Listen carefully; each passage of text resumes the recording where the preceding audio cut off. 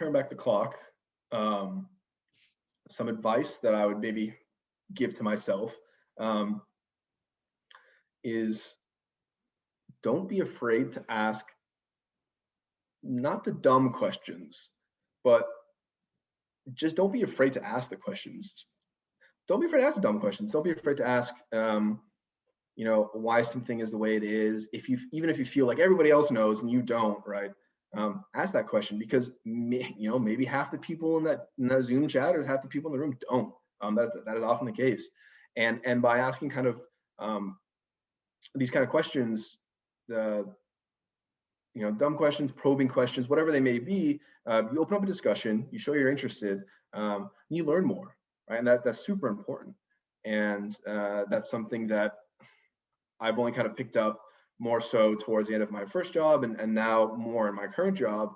A lot of new people tend to, and this is what I did, tend to kind of shut down when they come into a job.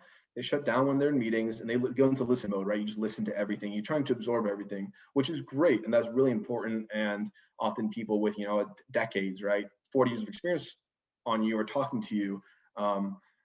And you should listen, but at the same time, you shouldn't be afraid to ask kind of questions, because that can spark a discussion, right? You can go down different tangents and alleyways, and that's really important. That's really important in my line of work, especially because you want to frame, or you want to look at it at a problem from every angle. And if you're not asking those kind of questions, then you're not going to, right? You're not going to explore every nook and cranny. But I think that's true across, most industries, right? That can be true in a consulting or a finance world or a history world, or somewhere like the art world probably as well. So being able to put yourself out there, ask those questions, don't shut down, but be active. It can be tough, right? It can be tough. Sometimes you're just like, I don't know if this is going to be embarrassing if I ask this question, or is this going to be, I'm going to sound so stupid, they're going to fire me. Can't think like that. You gotta be able to put yourself out there a little bit. And it goes a long way. It shows that you're interested and willing to learn. And yeah, I think that's really important. And then another piece of advice, which I wish I had known coming into it as well. This is something I talked about a little bit about earlier, which is being able to convey information, knowing how to talk about things succinctly, how to take a complex idea, maybe break it down into some smaller pieces, and then feed that to whoever's listening, whether it's in a PowerPoint presentation or if it's in a one-to-one setting or a group setting. It's a tough skill. It's something that I think people should work on. It's something that's critical, right? If you are able to, or if you're not able to convey something that's maybe a safety critical piece of information, like in my industry, then that's detrimental to the program. And say you've noticed something and you just don't speak up about it, or you don't know how to really convey that properly, it can cause slowdowns in the processes and things like that. But it's a tough skill. It's hard to learn. I'm working on it every day. So that's another piece of advice I just wish I knew earlier, right? Before kind of coming into the industry and floundering about in jobs and conversations and things like that. So that's definitely important. Yeah, those are definitely the two big things that I wish I knew coming in. I think the rest is a learning process that I'm still going in. So 5 years, I'll probably have some better advice, but for now, that's what I've got. It's really important to show interest and initiative. And I mean that not in the sense of, force yourself to take on all the extra work that you possibly can and work, 90 hours a week. Some industries, perhaps you might have to do that anyways. But personally, I have a great interest in a number of things that are adjacent to what I do. So when I went into my first job as a spacecraft controller, I found that I had some free time in between my day-to-day tasks. And there was the flight dynamics team, the people that do the orbits and make sure the satellites are in the right place when they're supposed to be. I did some cross training with them. So I showed the initiative and I said, yeah, I'm going to take some time out of my day when I can have some downtime, but I want to go learn about that, right? show that you're interested, show that you want to learn different things. And then I did that with another group, right? I had some extra other time that I wanted to spend with the analytics team, and I went and did some software development for them. And really, by putting myself out there, cross-disciplinary work with other teams, I think went a long way in showing that, you know, one, I'm committed to what I do. You know, I like what the company's doing, but also I want to add value to the company. I keep coming back to this adding value. I just think that's really important. So going out and really putting yourself out there in terms of taking on work, but in things you're interested in, right? You want to show that passion, you want to show that interest, not something that's soul crushing that you absolutely hate. Because one, if you're interested in something, it's gonna be better. That end product, whatever you're doing, is gonna be better. And two, you'll have more fun. And you know, work isn't supposed to be soulless. I guess that's Rich coming from somebody who has found a job and something that he's always wanted to. But I think that if you can find joy in your day-to-day job, that's really important. And then now in my current job, you know, I've done the same thing. I've found opportunities where I can pursue things I'm interested in. I wanted to keep up, you know, my software development skills. So I volunteered to, identified problems in our workflows and said, hey, you know, I can build a tool that will make this better for everybody. And being able to do that and show that initiative and show that I'm interested in something, right? That demonstrates my value to the team, and it demonstrates my value to the company, right? It makes my company Kaki happy. It makes NASA happy. It builds, you know, connections with people, allows me to interface with other people in the program and things like that. So, you know, again, showing that initiative, showing that drive, that passion to take on extra work or improve something or do something outside of your normal role. It gets you noticed. It adds value. You get to meet people. You know, personally, anecdotally, based on some of the stuff I've done, I've been recognized for that, which is just, it's nice. I don't do it for that, but like it's nice. And then that raises your stock within a company, that raises your stock within an industry, and that I'm early on in my career, so I haven't really leveraged any of that. I guess I don't know if that's going to be 100% true going forward, but definitely you get trusted with more things within your team. You get trusted by people outside of your team, right? And it just, the optics on you are a lot better if you're able to show that initiative. And I think that like my little tidbit, my little trade secret is, show initiative. Go after something, but if you're passionate about it, right? Don't do something that's just going to kill you mentally. To my current position, at least from a personal experience, I think was a healthy mixture of luck, opportunity, but also a lot of, you know, preparation beforehand and putting in the work, which primarily came through the, you know, school and taking the courses that I took. So I guess I would encourage people who are looking to come into the field and looking to come into, I guess, my role specifically. I'll talk to it from that point of view. I would say have a good foundation in maths and physics. That is critical for any job in aerospace and most of STEM, I think, or anything that involves physics. So have a strong background in math and physics. Have a good understanding of how to do problem solving. Problem solving is often kind of an intangible skill, but at the same time, something you can build and something you can practice. It's something that is often taught, and I think St. Andrews did a very good job of teaching that through the astrophysics department.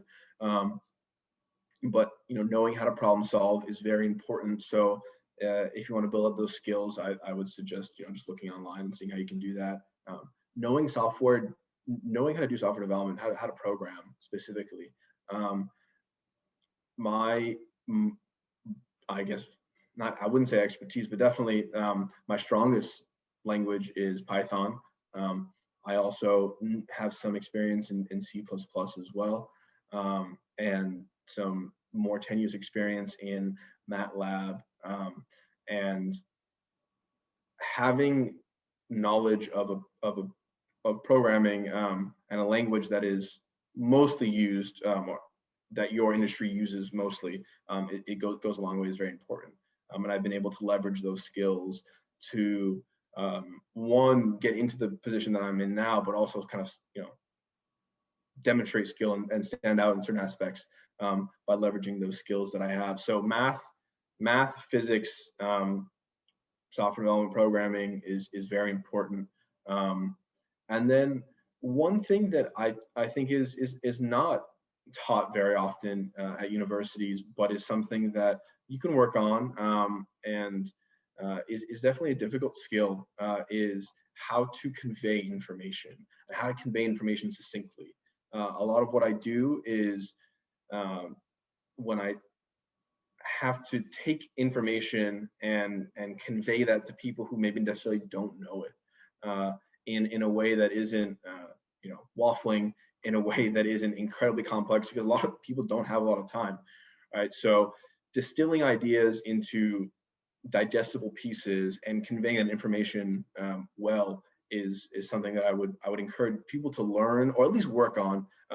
I personally, I would admit, I don't think I do it as well as I need to, perhaps not well at all, but it's something that I do actively try to work on. It's something that is transferable to a whole host of different fields and jobs. I think probably consultants do it the most, and they probably do the best, but it's also really important in STEM fields. Even if everyone you work with is a scientist or an engineer, someone in the structures side of building the Dragon 2 vehicle, or somebody who's analyzing the structures for the vehicle, does not necessarily know how the software works. Vice versa, right? So being able to distill information and convey it when you're giving presentations, or even to people within your own group, right? They might not know specifics about something that you've just been spending a bunch of time on, and you can't expect them to.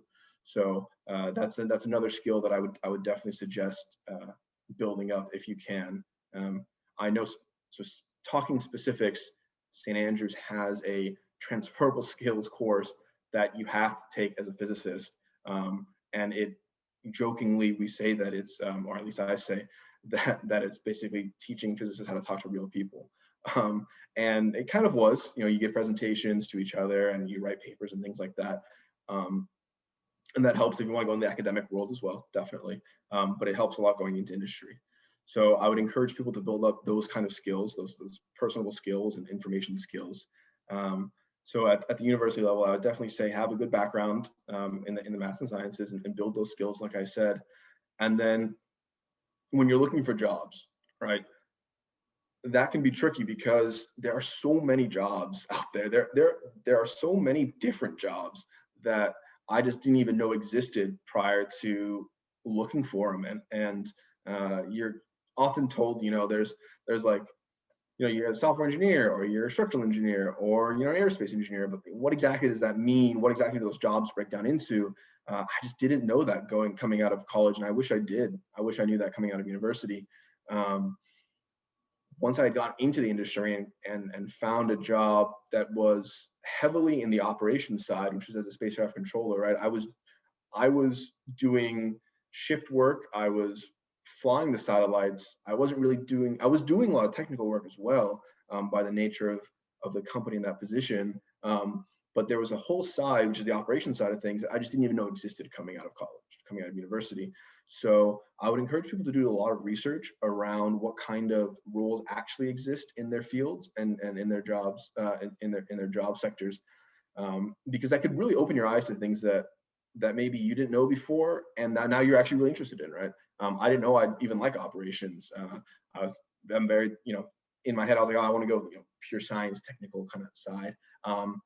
And part of me still does, but going into an operations was a lot of fun. It allowed me to build a lot of skills and explore something that I hadn't done before. So, and I was probably unique in my specific job experience, but I think that applies to most fields, that you really need to look around and see what's available. Now, if someone were to, kind of want to follow my path directly into the job that I have now, coming from a good science background, I would say that the people that are hired into my job as software engineering, they have an aerospace is big, but also mechanical engineers, electrical engineers, and physicists as well. You'll often see a smattering of different backgrounds, per se, that these companies are looking for when they hire these kind of roles. And it's good because you get different perspectives, right? Somebody who has an electrical engineering background has a totally different understanding of the same subjects that I do, which I think is great. And you can add just as much value from a different perspective.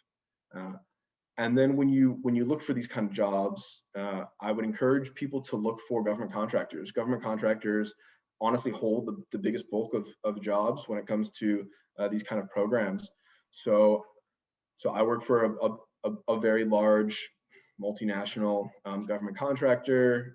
They specialize in IT. They specialize in really everything. Think BAE, think Boeing, think Northrop Grumman, and the khaki contingency down in Houston has some contracts with NASA that they're involved in different projects. So if you can find a role within a government contractor that is on a government project, you can really expose yourself to not only the awesome work that's being done, at NASA for me, and be a part of a team that is civil servants and government contractors.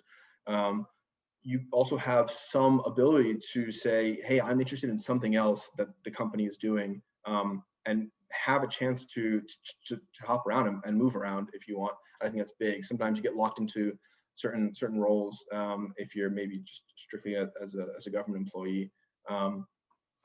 Now, when searching for something like a role that I have, right, looking at the opportunities pages that companies have is great, but maybe go on LinkedIn and reach out to somebody that you might have a tenuous connection with or a strong connection with that works in that field or at that company. Like I guess that I went through, and they can really help you get an in there, or at least a foot in the door. I wouldn't say an in, but definitely a foot in the door. That goes a long way. Getting a recommendation from somebody goes a long way.